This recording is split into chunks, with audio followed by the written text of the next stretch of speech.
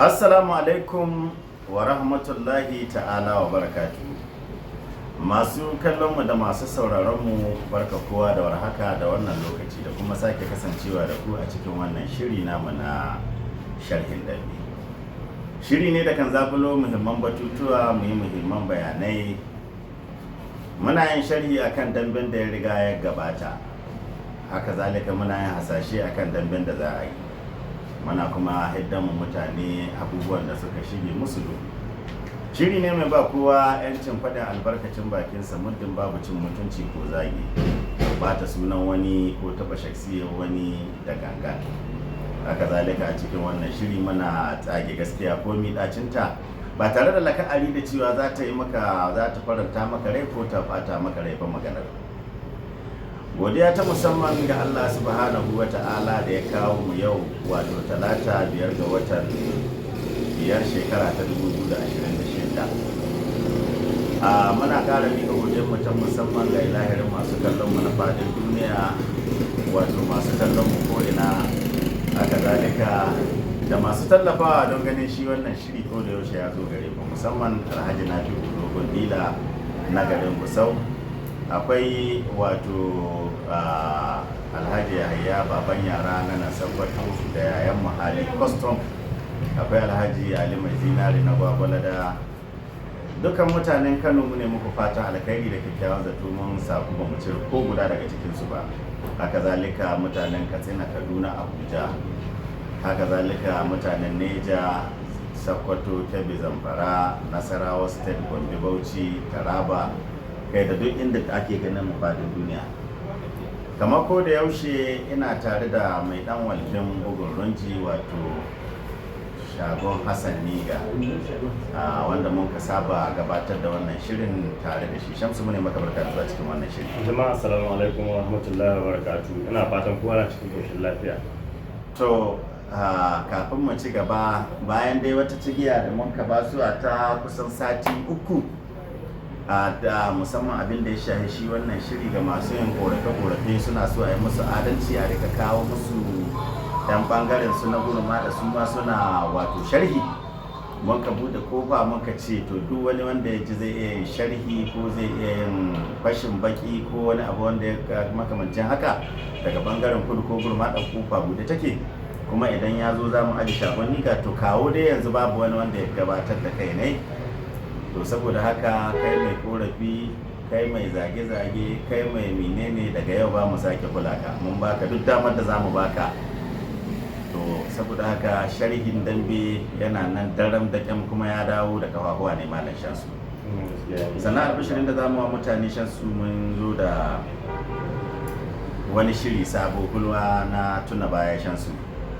wanda zai rinka kwamfiyarin din abubuwan damben da na yanzu.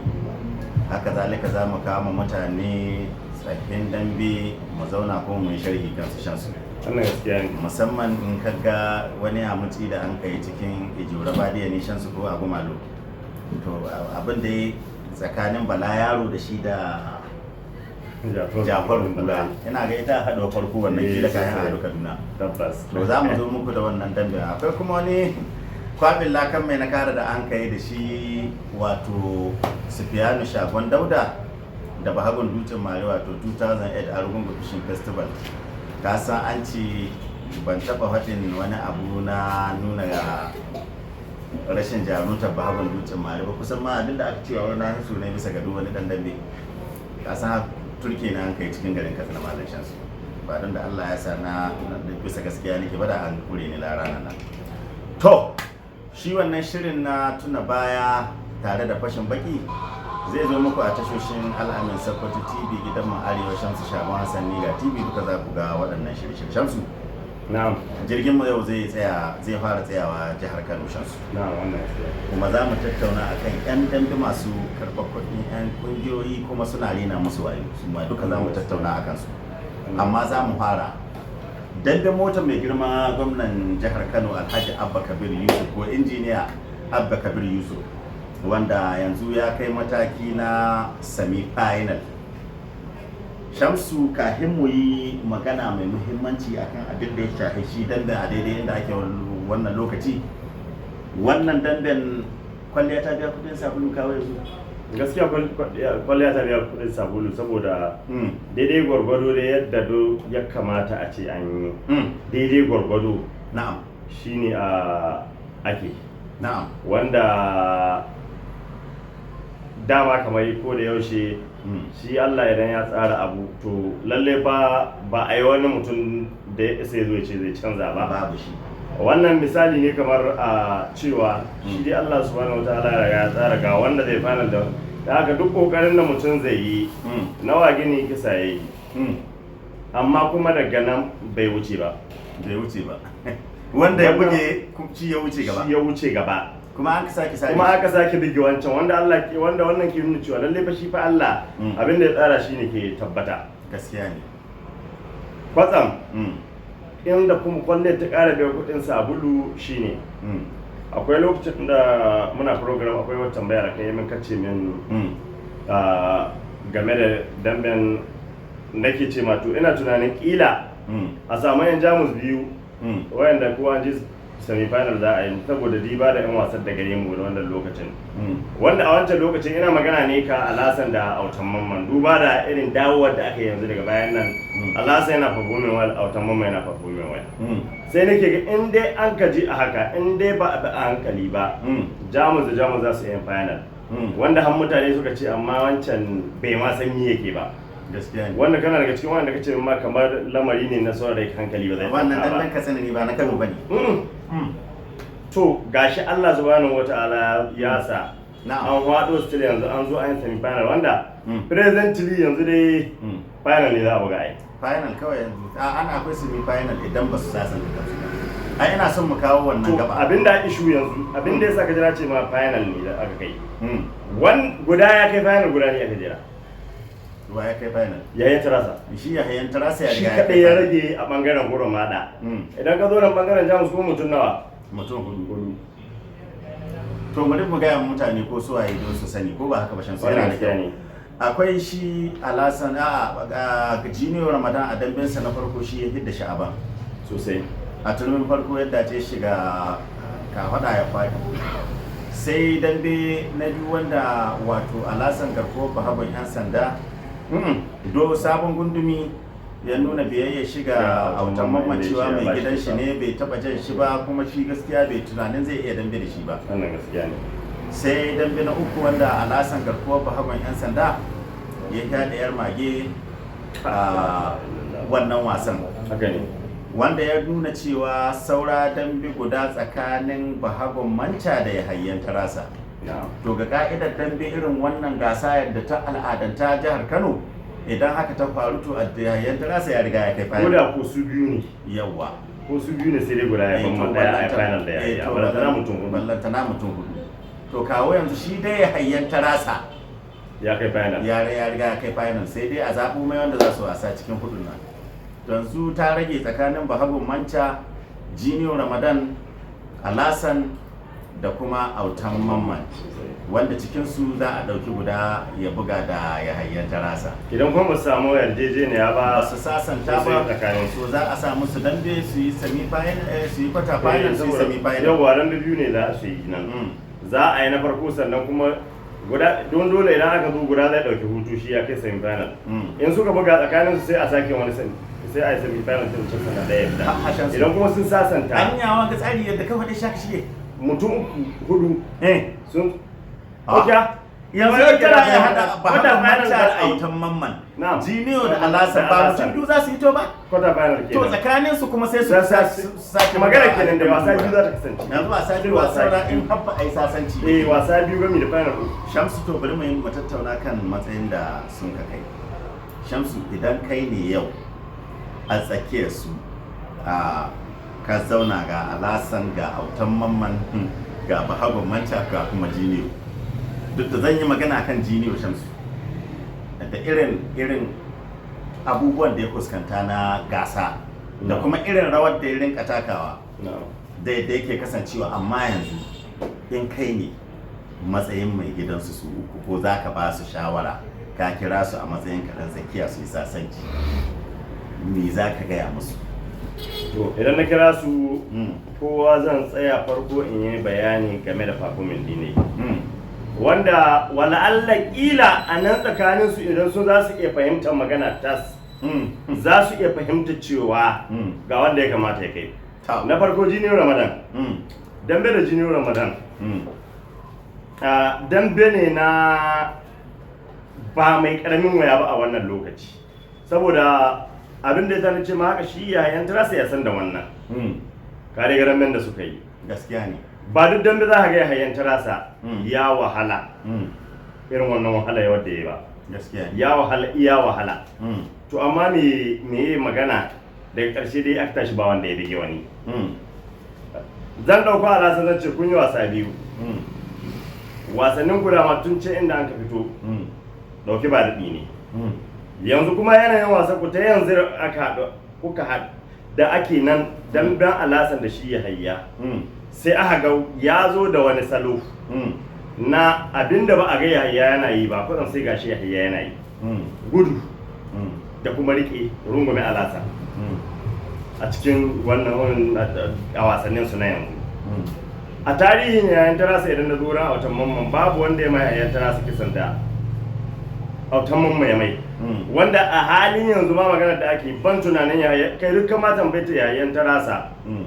da yayan Tarasa ba da baya yayan Tarasa ba duk dan gurma da inda na kwarai ne ba bura ba lalle wannan kisan zai gaya ma inda aka yi yayan Tarasa ne. To sai a ce to amma bara mu zo mu zauna mai abin da ke kasa magani yanzu nan yaran nan sai ke ina kama sun yi haɗuwa biyu bayan sallan nan. Sun yi haɗuwa biyu. Na farko dai an yi ɗauke ba daɗi.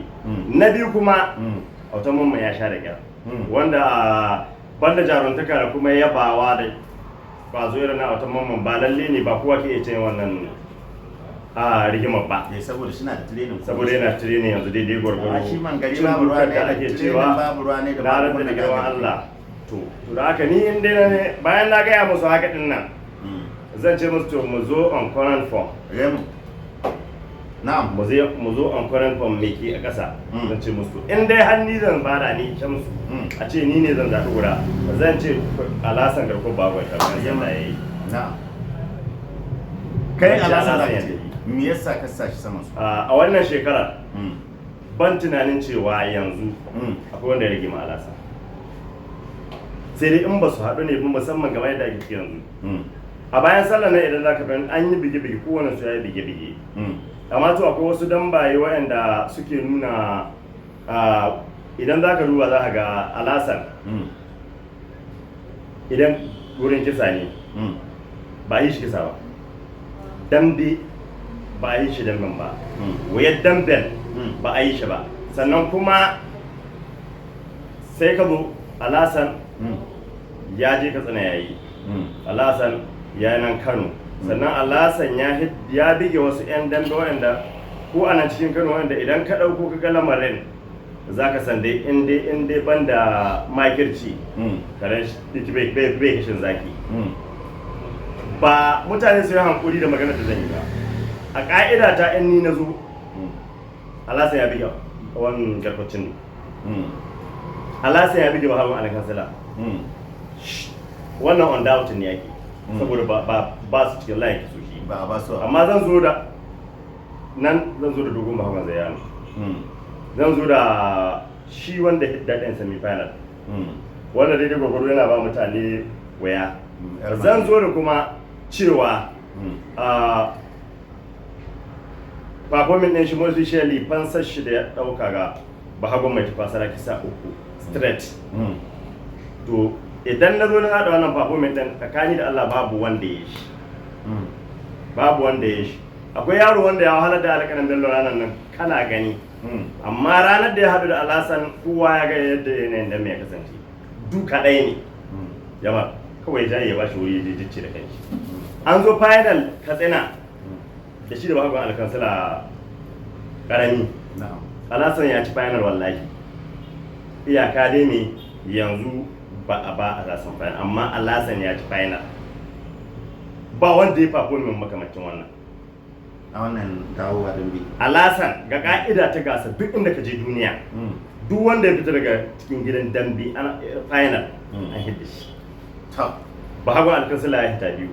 zuwa 3. Aka zo aka ce an baka sakan 20 ko ka dawo ko kuma a tada wasa kaje ake karatu sai can ba a can ka dawo ana sake duka ka kuma ka sake yin waje rafiri har ya zo ya daga hannun mutu kan kuma sai gashi kuma wani ne zai to aka cewa za a maimaita to ba za a maimaita ba amma dai ya kai final din ya buga to da haka ni zan zo a wannan dalilin sai in ce to gaskiya ni hujja ta kenan amma ne ba irin su ƙwaƙwa nake ba idan na zo misali na zo da magana ta in na faɗa a cannot say that is the final magana ba zan ce a'a ai tun da ni na faɗa kowa an ƙare ba ai na fi kowa sani kamar yadda tambol ke ni ba haka nake ba zan ce me hujjarka faɗi ta ka hujjat in faɗi ta hujjat san ba yanzu yana magana da kai in ce in ba kaza bai kaza ko kuma in ce wallahi bishir min banza ne kake wurin tattauna to in dai har za a zo ne a ƙasa ga bayani na ni dai wani zai iya kawo bayanin da me bai buge na ba amma ni dai wannan ita ce hujja ta cewa lalle babu wanda da ya zabin kamar alasa in mun ka duba jiniyo ramadan da irin tarihi da ke gare shi a gasanni da yake buga gaskiya ne a damben sakwato ya kai semi final wannan gaskiya ne idan muka duba a damben kasana shi ga ka'ida ma an ka duba yana ɗaya daga cikin wanda ya kamata a ba dama wanda ya kamata a ce sun wuce final shekarar ta gabata ya yayi ma alasan shi ya buga final da shi da jagoran ga sosai an zo katsina an yi sasanci ya ban ma alasan ya buga da bahagon alikan sila duk da cewa shi ya hidda sangom din ma ya yi kowa matsala cikin competition haka ne gaskiya ne a yanzu ya zo ya hidda sha'aban ya hiddu damben da ya yi shi kisa ya yi shansu me yasa ake majiniyo ramadan haka me yasa ba a bashi dama ya buga wasa ta karshe to me yasa ko yaushe an ka zo sai a ce jiniyo ramadan za ka yi tuna da a ce jiniyo ramadan shi ya haƙuri na'am kuma dandan sarauta kuma ga dandan sarauta ma ya kaga shi ya jaye ma autan mamman to a wannan bangaren girmamawa ce shi jiniyo yake musu wannan ba wai abu ne na jiniyo ba zai iya ba na babu wanda ke ba dan dambe waya ya san ya cuya ya wuya kaf a yan dambe yanzu irin jiniyo ramadan za duk wanda zai ga damben shi ko wani ma yayi da dan alibata isaka ka kuma ga yadda damben ya kasance wannan gaskiya ne to gaskiya shi jiniyo girmamawa da kuma ni kuma abu ɗaya ne ya san ke tsoron jiniyo ba irin wayannan jiniyo akan iya zuwa yayi da zabi ya bige ya ma zo gargara in ba a yi hankali ba wani lokacin sai ya zo da kanshi kuma ma ya kare kanshi ba tare da ma ka bige shi ba wannan misali an yi shi tsakanin shi da dogo idan ba za ka mance ba lokacin nan kafin a je azumi har nake cewa lokacin nake cewa ni na san tun da dogo ya bige alasan jiniyo ba zai kyale shi ba kuma jiniyo zai iya bige shi inda aka zo aka yi danna saka abin da ya rage alƙalin wasa na mana haɗin saura suka 15 jiniyo ya bibbigi dogo kawai ya je da baya kawai ya bani idan a final ne irin haka nan kaga sunan kowa soyi ya yi haka da abin fdn nan sokoto ya yi haka da sha'aban to wannan din duk da gaskiya gyara ni yanzu ban ga ya cika haka ba amma dai shi abin da yasa yake janye musu gaskiya girmamawa ce amma wallahi ba don bai kai ba don bai kai yayi ba ya girmamawa ce yasa yake jayewa amma inda za a zo a ƙasa kan adalci a ce za a zo a nuna kyautata wanda ya kyautata a kyautata mai ya ban mu autan mamman ya ban mu alasan kamata su kuma yanzu gaba ɗaya su janye su kuma gaskiya amma ni ina ma magana akan magana ta abu wanda yake tafiya ƙasa ne a yanzu wannan shine gaskiya bayani na to da fatan masu sauraron mu sun fahimci waɗannan wato bayanai da aka yi shi amma za mu koma jihar Katsina ko kuma za mu ce Kano da Katsina ne bakin nan muke idan muka duba yan damben da suke kokari wannan dawowa wannan kaka cikinsu akwai dogon Messi dogon Messi yana ɗaya da shi kadai ne ma wannan shekara za a ce ya buge garkocin wanda an ka bada na'am shi kadai ne gaskiya ya buge Armage ya buge Bahagon Alikan Sila Karami kuma ya buge Sangon sosai amma duk lokacin da kafin ma mu je kan magana shi da Bahagon mai tafasara bari mu yi magana akan dogon Messi da garkocin idan za ka tambayi ɗan Jamus cikin rashi dogon Messi a wutan Mamman ko Alasan idan bai da garkuwar cindo, wani zai iya yin farat ya ce in dai shi ne hankali ne ya kwanci da cewa su waɗancan guda biyu su yi damben da garkuwar cindo. Amma me yasa a wannan lokaci garkuwar cindo ya yi ma waɗancan tauri bisa ga to na yi program completely na aza haka nan. Abin da ke faruwa shine a kwanan baya akwai wata hidda da aka yi da garkuwar cindo yanda yake ya ba ma dogon Messi cewa dogon Messi ke tsayawa a dambe, shi ke tsayawa a to na yi magana nici a'a ba tsayawa a mutu ne ba, saboda dogon Messi bai zuwa da kari ya danne shi ne, shi ya sanya ai za ka diba duk sun yi dan ba yi Kano ai kuma wa shigar ta wuce karshe karshen nan me ke faruwa dogon Messi zai je ne kawai da hauka babu kayi, shi kuma da mangar kowa ko yaushe mabuga yake dibi, wannan gaskiya ne. da an zo sai ya yi iya kokarin shi a zo sai ga ya zo yaron jari dogon Messi, amma da dogon Messi ya zo akwai har program ɗin da muka yi ya kira da na ce mun wallahi shi ya fahimci ma abin na haka ne, amma shi bai dawowa cewa amfani zai da kari kawai bi, amma a bari in bari kawai ga mi da ai har da ke tada yana ce mai wallahi sarki na karshe ne. To ashe abin da dogon Messi yake magana cewa kin biyu zai rika amfani da kafa ya raunata shi, sannan kuma hannun shi da ni ya ce program na ya ji mun yi magana ina ta magana ya zai a kirga cewa shi bai dibin inda zai buga, inda yana dibin inda zai buga da akwai matsala, ya ce to yanzu zai fara dibin inda za a buga zai buga. To kuma insha Allah yana kyautar da cewa dogon Messi ya je yayi tunani ne sai ya ce bari ya gyara wasan yadda ya kamata ya, to sai ya zo ya gyara din haka. Duk wanda ke duniya yau babu makashin garkwacin da wanda lalle a yanzu a ƙasa yadda yanayin wasa yake da za ka ce za a yi malamai da garkwacin da yana son a bige garkwacin da bai dogoro Messi, saboda wallahi abin da ke sa garkwacin da ya bige shi ya gyara abu guda ya rage mai hanyar da bai. Ba ni ansa tambayar da ni maka ba. Na'am. Me yasa yake saurin buge shi bisa ga waɗancan? Saboda dogon Messi na gaya ma yana yi da kafa, sannan hannun dogon Messi yana son fahimta babu hannun da ya zahin nashi cikin waɗanda duk da kake tunani ba. Cikin waɗanda guda biyu. Dogon Messi bai dubin ina zai yin duka. Wallahi ka duba ka diba damben dogon Messi 30 duk inda hannun dogon Messi ya sauka da kyau bayan biyu wallahi. Idan ya na farko ma zai na biyu sai dai na biyun ya ƙara sani. Haka yi masangon. Kana iya tuna sauka hannu na farko gare shi. Tun ne ya ƙare da sangon. Me yayi sai ya je kawai ya je wasa mai iska. Ya ida wucewa da shi aka yi shagon jango abin nan birnin me yasa ba hagun mai tafasara ke ba dogon Messi matsala idan ya buga kowa in ya zo gaba hagun mai tafasara da ganin ba hagun mai tafasara is vulnerable yanzu ana ta buge shi, amma dogon Messi in ya so gaba hagun mai tafasara duk buge-bugen da ya kai to an yi mai burki. To dogon Messi barazana da kuma tactics na wasa suna cin shi. Duk a gare kama na jikarar maganar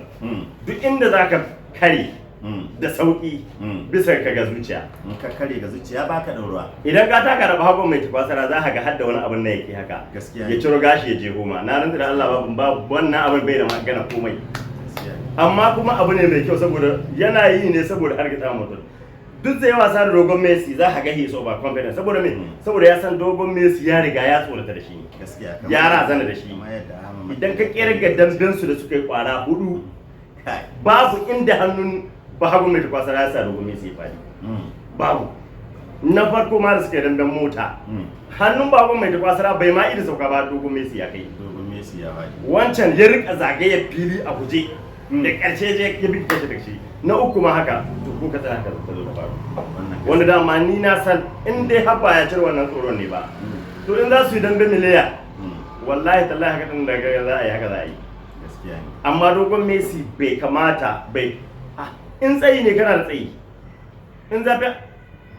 ka zo in mutum ya murdu gashin kan na ya jiwa ma ni ma in murzana sai in jiwa mai ma. Na ga an yi haka na da wani ko ba hakan manca ne shi ma ya gina shi. Ba hakan manca ne. Kuma bai biye ba. Shi lamari ya lalace. Kowa wallahi ba hakan bai da wasara ka gane. wannan gaskiya yana da dubaru na dan wanda zai rikita ka ba wai wannan taxi da take yi ba na rikita ka gaskiya to gaskiya ba haka dogon Messi tsakani da Allah ya riga ya karaya da babu mai masara shine wannan gaskiya guda ya riga ya karaya da babu mai ya riga ya karaya da babu sosai masara wallahi wannan shine gaskiya ne. To jama'a muna nan dai cikin wannan shiri kafin mu rage masu bukatar memory card namu na rakin waƙoƙi mun gaya muku tun daga ɗan ana ce har zuwa wannan lokaci da muke ciki to insha Allah muna da shi akwai waƙoƙi na wasu mawaƙan gargajiya da sauransu. Yansu maudu'in da nake son mu taɓa dogo ne ina ganin kamata mu bashi a shirinmu na gaba mu buɗe shi. Tun da yau mun zo dai mu gaya mutane ne mun dawo bayan mun jira su zo a yi da su ba su hito ba. Wannan gaskiya ko ba gaskiya ba. Abinda nake son mu tattauna gaba wace shawarwarin da ya kamata a ba 'yan damben gargajiya dangane da cin amana. Ya kamata a ba su shawara shamsu ya kamata a yi fashin baki shi menene cin amana ga ɗan dambe. Musamman tsakanin su da masu gidajen dambe. Da ma har supporters yanzu har sun fara tsallakawa ga supporters. To insha Allah dai duka wannan saboda mun ce mu za mu haɗe gaskiya ko milacin ta ko ga kan watan ratsa sai ko kan waye ko waye kwantar da hankalin ka san kayan rashin gaskiya dai to ka san yadda zaka yi wallahi ka san yadda zaka yi da mu sai mun tabo ka wannan shine magana ta shan sunan zamu dakata to masha Allah godiya ta musamman wato shi coach Sanusi kaga ban mu gaida shi ba da shi buga kiski na goma dangara sorry na tudu duka mun dade ba mu gaida su ba an ce na buga kiski hira da ne musu alkawari ne ce so za mu je da ni da shansu ko nan yabu ko nan mu faɗan gara mu gani ko za mu iso shi to ni kuma ina miƙa sakon yanzu gaisuwa ta zuwa ga Bahago yar mage yar mage dai yau ka rasa wanda zaka gaisuwa sai yar mage abin da ya burge ni saboda kowa ya sa alasa ya gare shi amma duk dan da za a yi gaskiya yar mage ba tsayawa yake na nuna cewa wai tsoron wani yake da zai zo ne kawai a yi in shi ya fara yin ma dai to wannan shi gaskiya wannan gaisuwa ta musamman ce to ka gaida yar mage sosai ba ta ba dai can ba sai ka gaise ba waye ba sai ka gaise ba kyale shi dan darajar manzon Allah ga min waye ba sai ka gaise ba jama'a duka kanan ma kawo karshe shi wannan shiri a madadin duwan da suka taimaka wannan shirin yanzu gare ku musamman wannan tashar ta wato jaruman dambe TV da yan mazance TV sai kuma Shamsu shagon Hassan Niga TV ni Alamin Sokoto nake cewa ku huta lafiya.